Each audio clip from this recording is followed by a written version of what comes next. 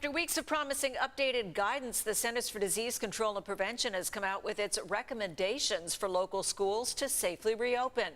As News 8's Alicia Summers reports tonight, the new CDC guidelines emphasize schools reopen in the fall. One of the CDC's primary arguments for reopening schools this fall is that K-12 students are less likely to get coronavirus than adults, but the CDC also says Black, Hispanic, and Latino children make up nearly 72% of cases in that age group. I spoke with the director of communications at Chula Vista Elementary School District for reaction.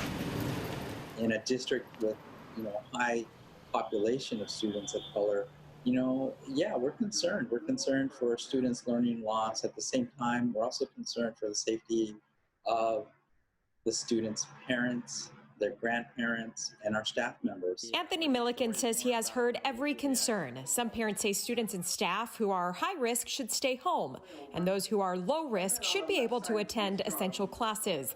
He says there is no blanket solution. It ultimately comes down to one of the new CDC guidelines stating schools should examine rates of community transmission before deciding to reopen. If you're in a hot spot like we are in our part of the county, and you're in a state where 38 counties are on the monitoring list, then it doesn't make sense to reopen. The CDC also recommended that schools adopt face mask and social distancing policies, and parents take the lead in monitoring their children for symptoms.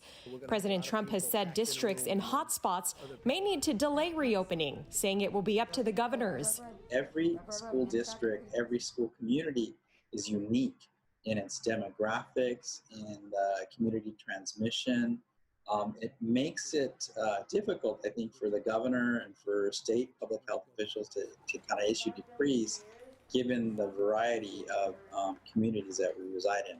Trump also wants to withhold funding from schools that don't open this fall and instead give that money to families. If schools do not reopen, the funding should go to parents to send their child to public, private, charter, religious, or homeschool of their choice. The CDC ultimately suggests that if schools remain closed, the risk for students contracting and spreading coronavirus are low, while the risk for students suffering academically and health-wise are high, as schools offer vital resources that primarily aid low-income, minority, or disabled students, including special education services, food programs, and counseling.